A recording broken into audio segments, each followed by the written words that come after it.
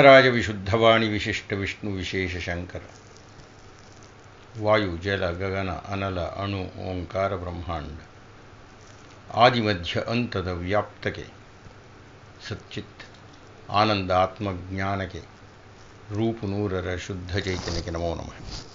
ಓಂ ಶ್ರೀ ಗುರುಭ್ಯೋ ನಮಃ. ಜ್ಞಾನ ಸರಸ್ವತಿಗಳು, ವಿದ್ಯಾವಾಚಸ್ಪತಿಗಳು, ಡಾಕ್ಟರ್ ಪಾವಗಡ ಪ್ರಕಾಶ್ ರಾಯರಿಗೆ ಸಾಷ್ಟಾಂಗ ನಮಸ್ಕಾರಗಳು.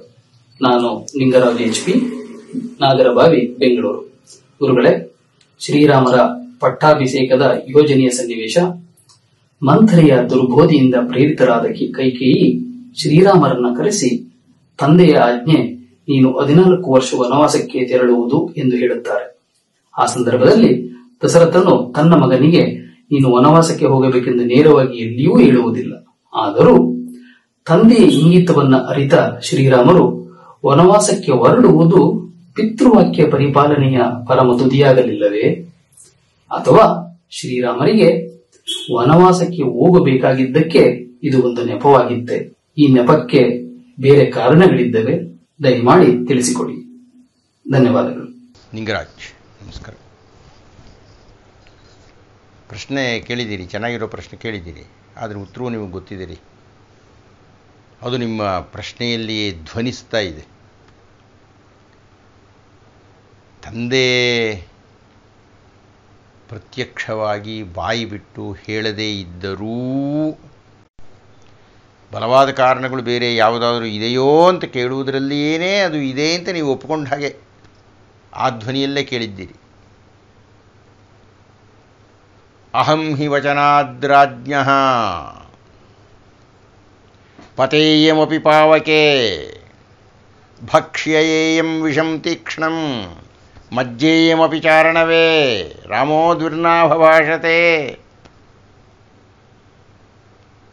ಕೈಕೇಯಿ ಹೇಳ್ತಾರೆ ಶ್ರೀರಾಮರು, ಅಹಂ ಹಿ ವಚನಾದ್ರಾಜ್ಞಃ. ನಮ್ಮಪ್ಪ ಹೇಳಿದರು ಒಂದೇ ನೋಡಮ್ಮ. ನಮ್ಮಪ್ಪನ ವಚನ ಅನ್ನೋದು ಹೇಗೆ ನಾನು ಪಾಲನೆ ಮಾಡ್ತೀನಿ ಅಂದರೆ, ಪತೇಯಮಪಿ ಪಾವಕೆ, ಬೆಂಕಿಲಿ ಬೀಳಯ್ಯ, ಬಿದ್ದುಬಿಡ್ತೀನಿ, ಎರಡನೇ ಮಾತೇ ಇಲ್ಲ. ಭಕ್ಷೇಯಂ ವಿಷಂ ತೀಕ್ಷ್ಣಂ, ವಿಷ ತುಂಬಿರತಕ್ಕಂಥ ಲಡ್ಡು ಕೊಟ್ಟು ಇದು ಲಡ್ಡು ತಿನ್ನು ಅಂತಲ್ಲ, ಇದು ವಿಷದ ಲಡ್ಡು ತಿನ್ನು ಅಂದರೂ ತಿನ್ಬಿಡ್ತೀನಿ ನಾನು.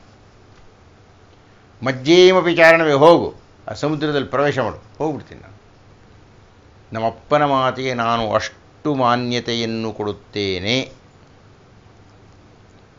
ಅದು ಶ್ರೀರಾಮರ ನಿಲುವು, ಅದು ಶ್ರೀರಾಮರ ಸಿದ್ಧಾಂತ.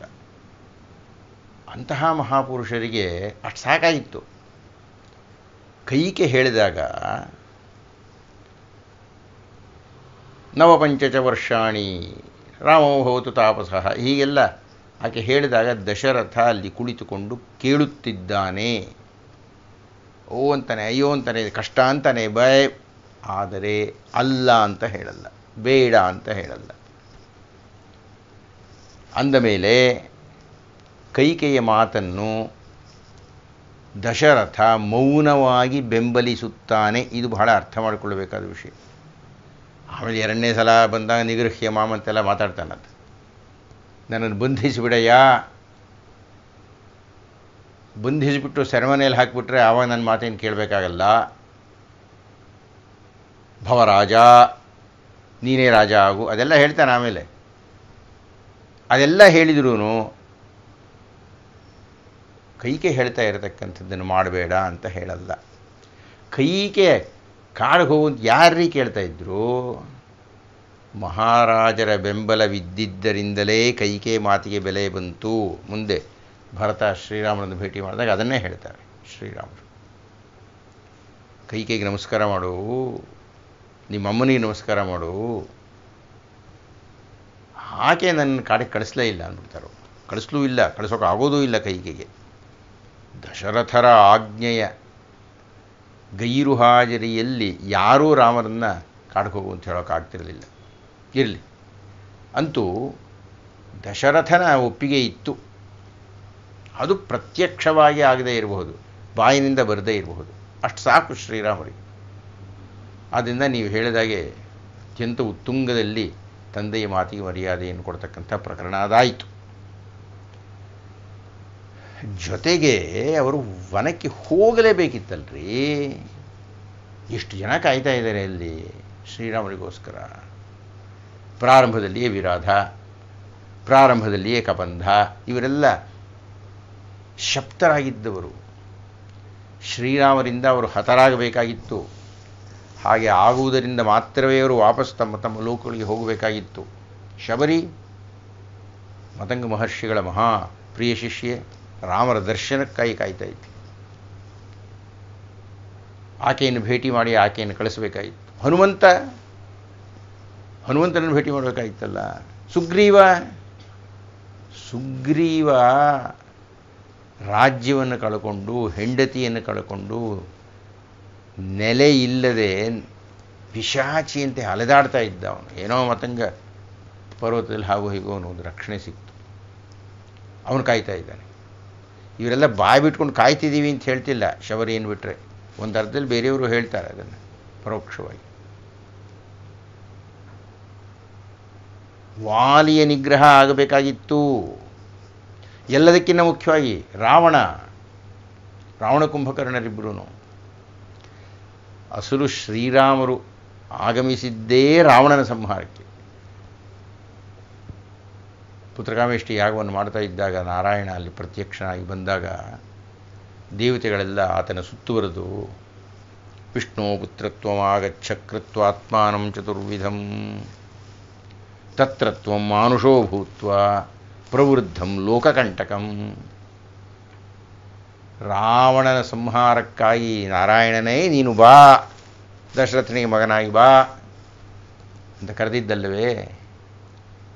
ಅದಕ್ಕೆ ಅಂದು ವಿಷ್ಣು ಏನು ಭರವಸೆಯನ್ನು ಕೊಟ್ಟ? ಭಯಂ ತ್ಯಜತ ಭದ್ರಂ ವೋ ಹಿತಾರ್ಥಂ ಯುಧಿ ರಾವಣಂ ಹತ್ವಾ ಕ್ರೂರಂ ದುರಾತ್ಮಾನಂ ದೇವರ್ಷೀಣಾಂ ಭಯಾವಹಂ. ದೇವರ್ಷಿಗಳಿಗೆ ಹೆದರಿಕೆಯನ್ನು ಹುಟ್ಟಿಸ್ತಕ್ಕಂಥ ರಾವಣನನ್ನು ಹತ್ವಾ ಅವನನ್ನು ನಾನು ಸಂಹಾರ ಮಾಡುತ್ತೇನೆ ಅನ್ನುವ ಭರವಸೆಯನ್ನು ಕೊಟ್ಟು ಬಂದರು. ಅದು ಕಾರಣ ಅವರು ವನಕ್ಕೆ ಹೋಗಲಿಕ್ಕೆ ಇವೆಲ್ಲ ಕಾರಣ. ವಿಶೇಷವಾಗಿ ರಾವಣನ ವಧೆಯಾಗಬೇಕಾಗಿತ್ತು. ರಾಮಾವತಾರದ ಉದ್ದೇಶವೇ ಅದು ಕಾರಣ. ಮೇಲ್ನೋಟಕ್ಕೆ ದಶರಥನ ಮಾತಿಗೆ ಬೆಲೆ ಕೊಟ್ಟು ಪಿತೃವಾಕ್ಯ ಪರಿಪಾಲಕರಾಗಿ ಅಡವಿಗೆ ಹೋದರೂ ಹಾಗೆ ಹೋಗುವುದರ ಮೂಲಕ ಇಷ್ಟೆಲ್ಲ ಕಾರ್ಯಗಳಾಗಬೇಕಾಗಿತ್ತು. ಅದು ಕಾರಣ ನೀವು ಹೇಳಿದ ಹಾಗೆ ತಂದೆಯ ಮಾತಿಗಾಗಿಯೂ ಹೋದರು ಮತ್ತು ಇವರನ್ನೆಲ್ಲ ಭೇಟಿ ಮಾಡಬೇಕಾಯಿತು.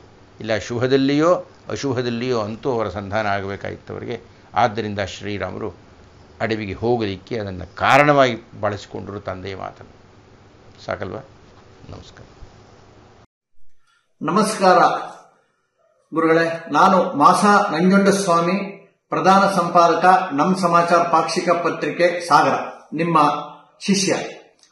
ನಾನು ಕಳೆದ ಕೆಲವು ವರ್ಷಗಳಿಂದ ಪ್ರಶ್ನೋತ್ತರ ಕಾರ್ಯಕ್ರಮವನ್ನ ನಮ್ಮ ಗುರುಗಳ ಯೂಟ್ಯೂಬ್ ಚಾನೆಲ್ ನೋಡ್ತಾ ಇದ್ದೀನಿ. ಅನೇಕ ಜನಕ್ಕೆ ರಾಮಾಯಣದ ಬಗ್ಗೆ ಇರತಕ್ಕಂಥ ಗೊಂದಲಗಳಿಗೆ, ಆ ಪ್ರಶ್ನೆಗಳಿಗೆ ಉತ್ತರ ಸಿಗ್ತಾ ಇದೆ. ಅದು ನಿಮ್ಮ ಖಡಕ್ ಉತ್ತರದಿಂದಾಗಿ ಅಂತ ಹೇಳಿದ್ರೆ ತಪ್ಪಾಗಲಾರದು. ಮತ್ತು ಜನಕ್ಕೆ ಅರ್ಥವಾಗುವ ಸರಳ ಭಾಷೆಯಲ್ಲಿ ತಾವು ಹೇಳ್ತಾ ಇದ್ದೀರಾ. ಅದಕ್ಕಾಗಿ ತಮಗೆ ನಾನು ಅನಂತ ಕೃತಜ್ಞತೆಗಳನ್ನ ಎಲ್ಲ ನಮ್ಮ ಪತ್ರಿಕಾ ಚಂದಾದಾರರ ಮುಖಾಂತರ, ಅಭಿಮಾನಿಗಳ ಮುಖಾಂತರ ನಿಮಗೆ ತಿಳಿಸ್ತಾ ಇದ್ದೀನಿ ಗುರುಗಳೇ. ಮೊದಲನೇದಾಗಿ ನನ್ನಲ್ಲಿರ್ತಕ್ಕಂಥ ಒಂದು 2 ಪ್ರಶ್ನೆಗಳನ್ನ ನಿಮ್ಮಲ್ಲಿ ನಾನು ಅರಿಕೆ ಮಾಡಿಕೊಳ್ತಾ ಇದ್ದೀನಿ. ಒಂದು, ಸೀತಾದೇವಿಯವರು ಮಾಡದೇ ಇರುವಂತ ತಪ್ಪಿಗೆ ಅಗ್ನಿ ಪ್ರವೇಶವನ್ನ ಮಾಡಬೇಕಾಗತ್ತೆ ಮತ್ತು ತುಂಬ ಗರ್ಭಿಣಿ, ಕಾಡಿಗೆ ಹೋಗಬೇಕಾಗತ್ತೆ. ಈ ರೀತಿ ಅನೇಕ ಸಮಸ್ಯೆಗಳಿಗೆ, ಅಂದ್ರೆ ಆ ತಾಯಿ ಮಾಡದೇ ಇರೋ ತಪ್ಪಿಗೆ ಅನಾವಶ್ಯಕವಾಗಿ ತೊಂದರೆಗೆ ಒಳಗಾಗಬೇಕಾಗತ್ತೆ. ಅಂತಹ ಎಲ್ಲ ಸಂದರ್ಭಗಳಲ್ಲಿ ಅವರ ಹೆತ್ತ ತಂದೆ ತಾಯಿಯಾಗಲಿ, ಒಡ ಹುಟ್ಟಿದವರಾಗಲಿ, ಸಂಬಂಧಿಕರಾಗಲಿ, ರಾಮನಾಗಲಿ ಅಥವಾ ರಾಮನ ತಂದೆಗಾಗಲಿ ಈ ಪ್ರಶ್ನೆಯನ್ನ ಮಾಡಲಿಲ್ವಾ ಅನ್ನುವಂಥದ್ದು ನನಗೆ ಇವತ್ತು ಬಹಳ ಅತ್ಯಂತ ಮೂಲಭೂತವಾಗಿ ನನ್ನ ಹೃದಯದಲ್ಲಿ ಕಾಡುವಂತ ಪ್ರಶ್ನೆ. ಎರಡನೇದು, ಇನ್ನೊಂದು, ಇವತ್ತಿನ ದಿವಸ ನಾವು ಯಶಸ್ವಿ ಪುರುಷನಿಂದ ಒಬ್ರು ಮಹಿಳೆ ಇರ್ತಾರೆ ಅಂತ ಹೇಳಿ ಹೇಳ್ತೀವಿ. ಅದು ಸತ್ಯನೂ ಕೂಡ ಹೌದು. ಆದ್ರೆ ಈ ರಾಮನಿಗೆ ಇಷ್ಟು ಒಳ್ಳೆ ಹೆಸರು, ಮರ್ಯಾದಾ ಪುರುಷೋತ್ತಮ, ಆದರ್ಶ ಪುರುಷ, ಈ ತರ ಒಂದು ಒಳ್ಳೆಯ ಉದಾಹರಣೆಗಳಿಗೆ ಕೊಡಬಹುದಂತ ವ್ಯಕ್ತಿತ್ವ ರಾಮನದು ಅಂತ ಹೇಳಿದ್ರಲ್ಲಿ ಯಾವುದೇ ಸಂಶಯವಿಲ್ಲ. ಇದು ನಿಜವಾಗ್ಲೂ ಸತ್ಯ. ಆದ್ರೆ ಎಲ್ಲೂ ಕೂಡ ನಾವು ಆ ಸೀತಾರಾಮಚಂದ್ರ ಮಹಾರಾಜ್ ಕಿ ಜೈ ಅನ್ನೋದೇ ಇಲ್ಲ. ಮರ್ಯಾದಾ ಪುರುಷೋತ್ತಮ ರಾಮಚಂದ್ರ ಮಹಾರಾಜ್ ಕಿ ಜೈ ಅಂತ ಹೇಳ್ತೀವಿ.